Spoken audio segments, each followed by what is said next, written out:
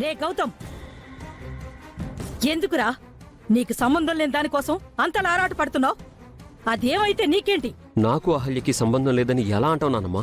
అహల్య నా భార్య, నన్ను నమ్ముకొని వచ్చింది. చూసారా భానుమతి గారు, నేనింత చెప్తున్నా మీ మనవడు ఇంకా తన గురించి ఆలోచిస్తున్నాడు. నా కూతురికి న్యాయం జరగకుండా నేనెందుకు అహల్యని కాపాడాలి? యామిని, నువ్వు ఒకసారి ఇలా రా. అది రా.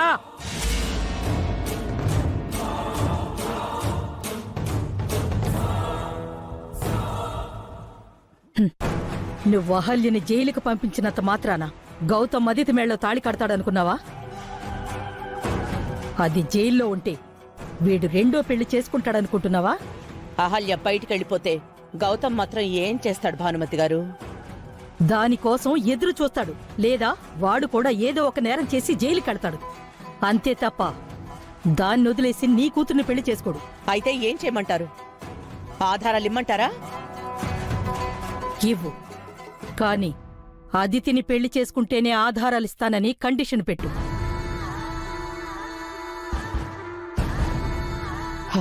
గౌతమ్ ఒప్పుకుంటాడా? అహల్య కోసం చచ్చినట్టు ఒప్పుకుంటాడు. నేను చెప్తున్నాను కదా యామని, ఇలా చేస్తేనే గౌతమ్ అదితిని పెళ్లి చేసుకుంటాడు.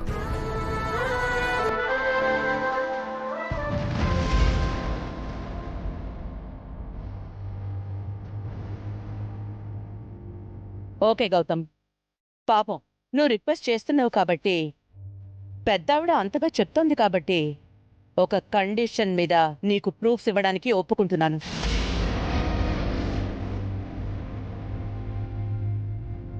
నేను ఆల్యని విడిపించాలంటే నువ్వు అదితి మెళ్ళో తాళి కట్టాలి.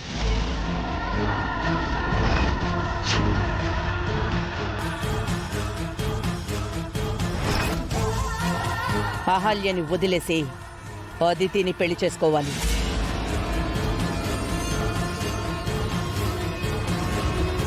చెప్పు, అదితిని పెళ్లి చేసుకుంటావా? అలా ఎలా కుదురుతుంది ఆంటీ? ఆల్రెడీ నాకు అహల్యకి పెళ్ళైంది కదా. అయితే అహల్యని జీవితాంతం జైల్లోనే మగ్గనివ్వరా? జైల్లోనే కృంగి కృషించి చావనివ్వు. నానమ్మా! అవునరా, నీకు అహల్య క్షేమం ముఖ్యం అనుకుంటే అదితిని పెళ్లి చేసుకో. అప్పుడు అదితి సంతోషంగా ఉంటుంది, అహల్య ఎక్కడో ఒక చోట భద్రంగా ఉంటుంది. త్వరగా నిర్ణయం చెప్పు గౌతమ్.